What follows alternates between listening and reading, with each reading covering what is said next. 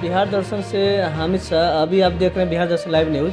अभी हम मौजूद हैं ज़रूर जो है राष्ट्रवादी जनलोक पार्टी से एक प्रत्याशी। क्या मतलब इनके बारे में बताना बहुत कुछ नहीं है, लेकिन ये इनका काफ़ी नाम चर्चा में आया हुआ है और देख रहे हैं कि काराकाट संसदीय क्षेत्र से चुनावी में ये इनका परचम लहराने के मुद्रा में दिख रहे हैं। तो इनका नाम है प्रिंस कुमार सिंह।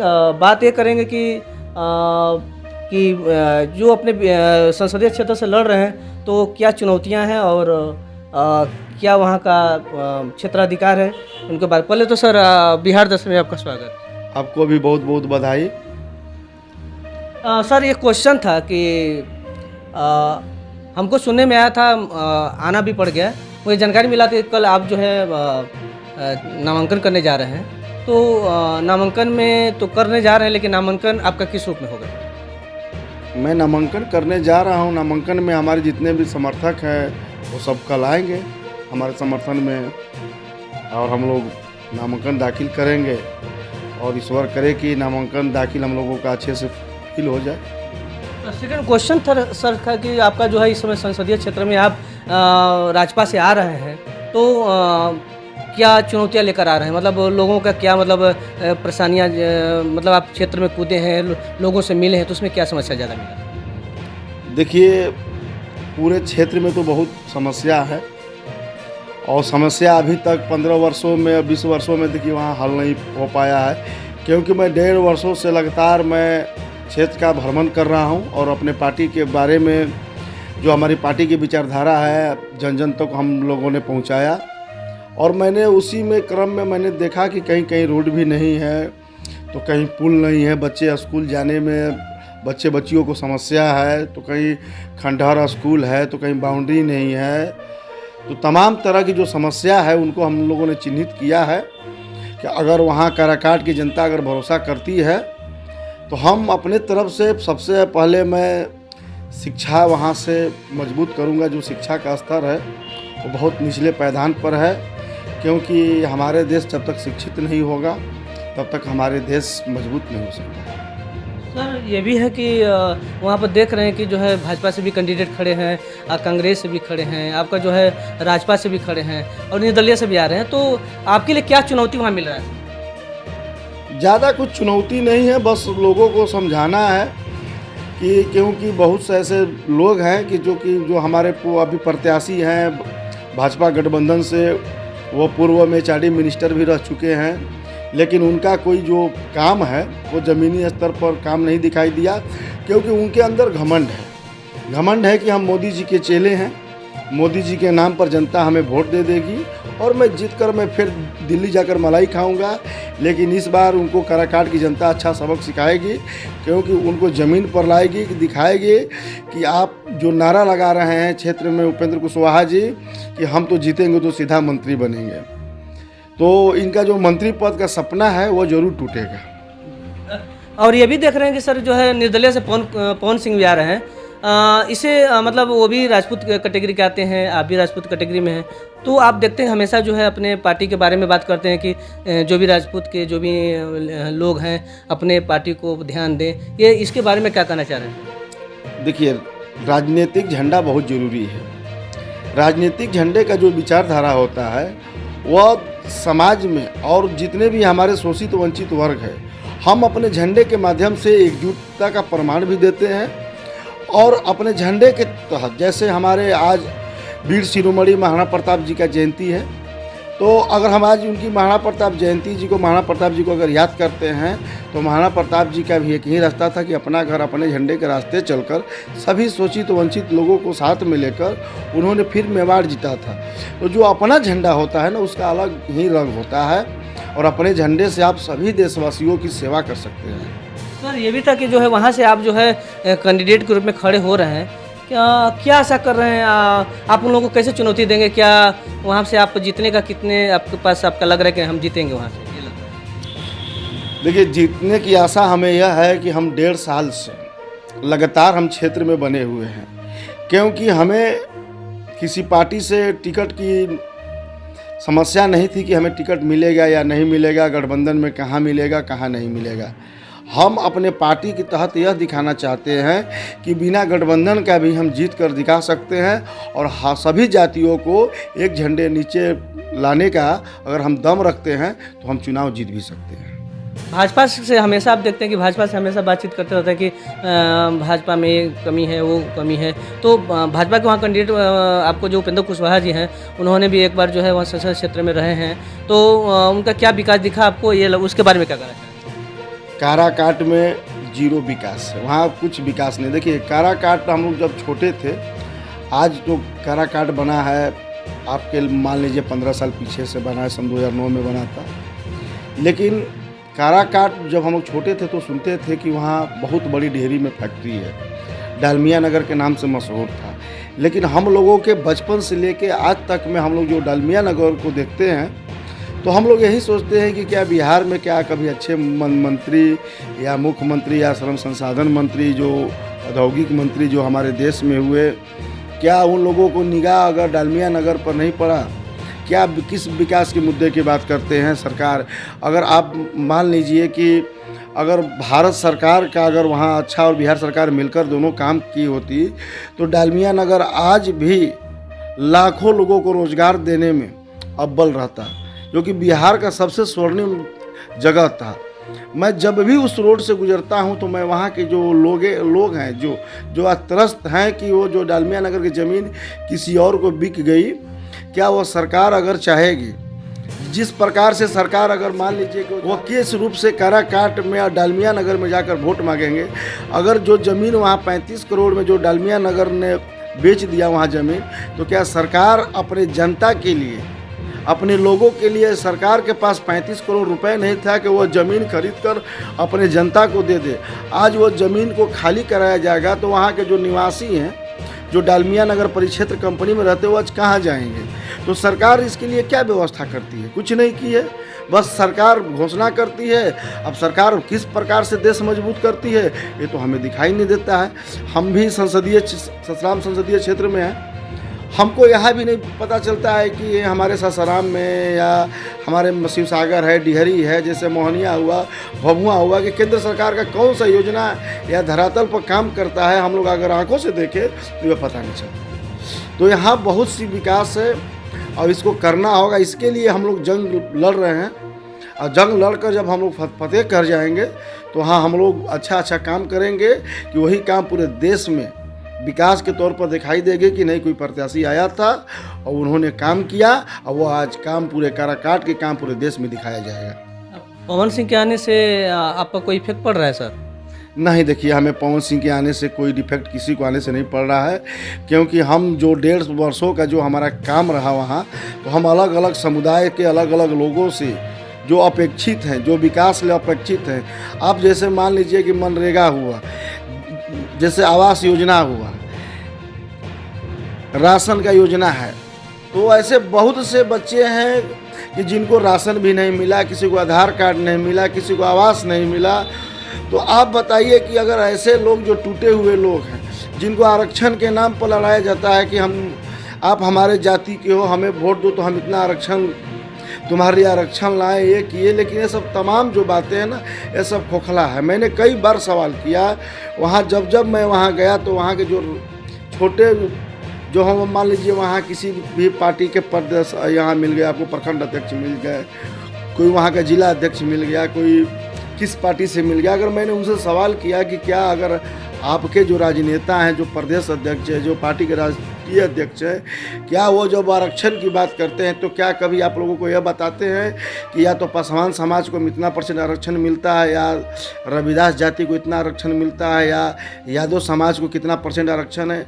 अभी तक कोई नेता ऐसा नहीं हुआ जिससे मैंने सवाल किया कि अगर पिछड़े समाज से अगर आपकी जाति की तुलना अगर की जाए कि अगर आपको कुशवाहा समाज पर कितना % का आरक्षण मिलता है पिछड़े समाज से, तो ये आज तक कभी किसी ने नहीं बताया।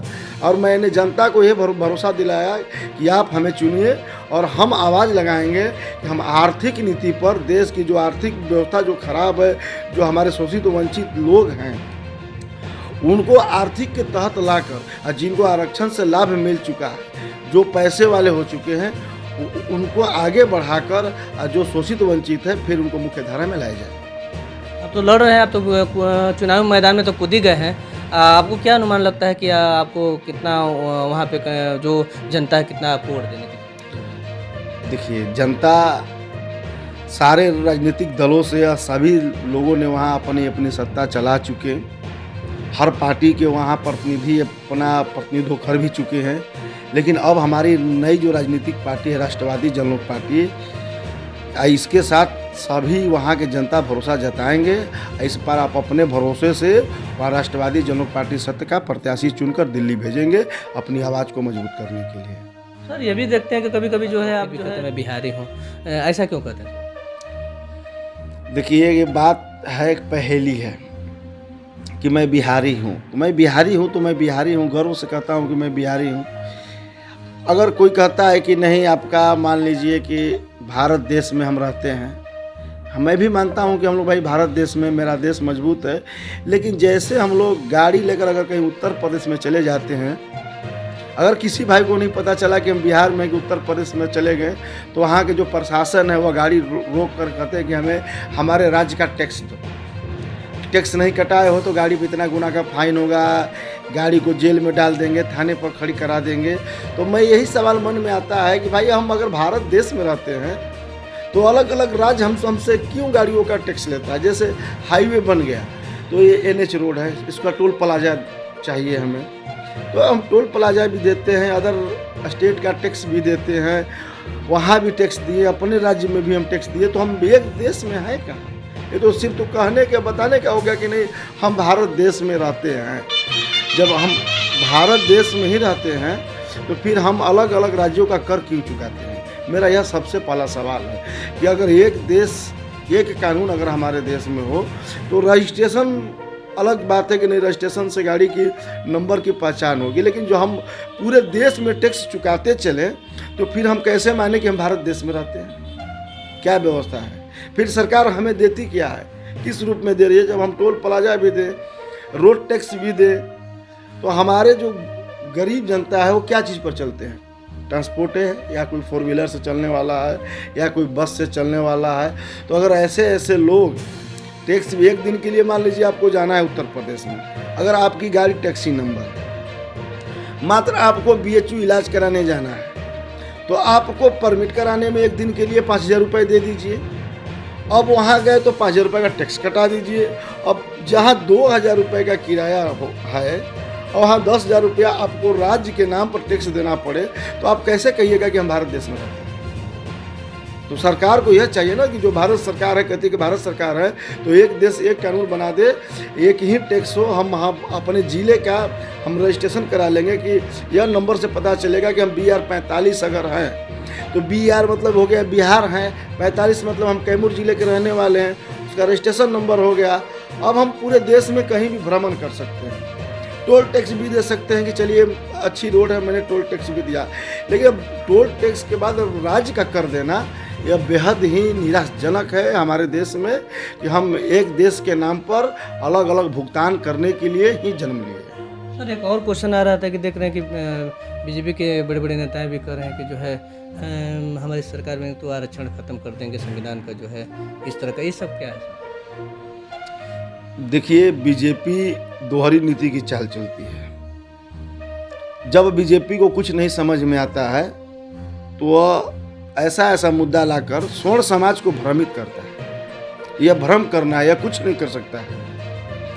यह आरक्षण बढ़ाने वाला व्यक्ति, जो काला कानून कसने वाला व्यक्ति यह बोले कि हम ऐसा काम करेंगे, हम आरक्षण समाप्त कर देंगे, हम संविधान खत्म कर देंगे, तो यह सिर्फ स्वर्ण समाज का वोट बैंक लेने के लिए लॉलीपॉप देने का काम करेगी सन 2024 के लोकसभा में। इससे कुछ नहीं होने वाला है, क्योंकि आरक्षण का बढ़ावा, जातिगत आरक्षण और जातिगत पार्टी का बढ़ावा देने वाला बीजेपी है। अगर बीजेपी कहती है कि हमारे देश में जातिवाद नहीं चाहिए, धर्म की राजनीति नहीं चाहिए, हिंदू हो तो एक हो, तो हम पूछना चाहते हैं कि भारतीय जनता पार्टी के जो भी शीर्ष नेता है एक बार जवाब दें, वो गठबंधन क्यों करते हैं जातिवाद पार्टी से? ओम प्रकाश राजभर जातिवाद नहीं करते हैं क्या? मांझी जी जातिवाद नहीं करते हैं क्या? चिराग पासवान जातिवाद नहीं करते हैं? अनुप्रिया पटेल नहीं करती हैं? क्यों इन लोगों से बीजेपी का गठबंधन है? आखिर किस कारण है? जबकि ये सभी लोग आरक्षण का ही बात करते हैं, सोते आरक्षण, जगेंगे आरक्षण, हर चीज़ पर आरक्षण की बात करने वाले आप कैसे सोच सकते हैं कि यह संविधान खत्म कर देंगे? जबकि आप गठबंधन में देखिए कि चिराग पासवान जी का पार्टी है। आपने देखा होगा कि जब सुप्रीम कोर्ट ने SC/ST में मामला जब आया था तो सबसे अधिक नंगा नाच नाचने वाला कोई था तो चिराग पासवान की पार्टी थी। जबकि 5 सांसद अपने झंडे के बल, जैसे आपने एक सवाल किया ना कि आपने हमेशा पार्टी झंडे की बात करते हैं, उसी अपने झंडे और पार्टी के बल पर जो SC/ST में मामला आया था, बिना जांच गिरफ्तारी नहीं होगा, उसके बाद जो होने लगा तो यही भाजपा ही न थी सत्ता में। मंडल का मंडल लागू किसने कराया? भाजपा ने लागू कराया। तो आप कैसे कह सकते हैं? अब यह झूठ मूठ का ये दे रहे हैं कि स्वर्ण समाज का जो वोट है हम फ्री में उठा लें, और जो हमारे घटक दल वाले हैं अब इनको मंत्री पद दे देंगे, मंत्री पद देकर अपना मंत्रिमंडल में मलाई खाएंगे। अगर जो स्वर्ण समाज है इनके लिए तो घंटा ही है, अपना बजाएंगे 5 साल, करेंगे क्या?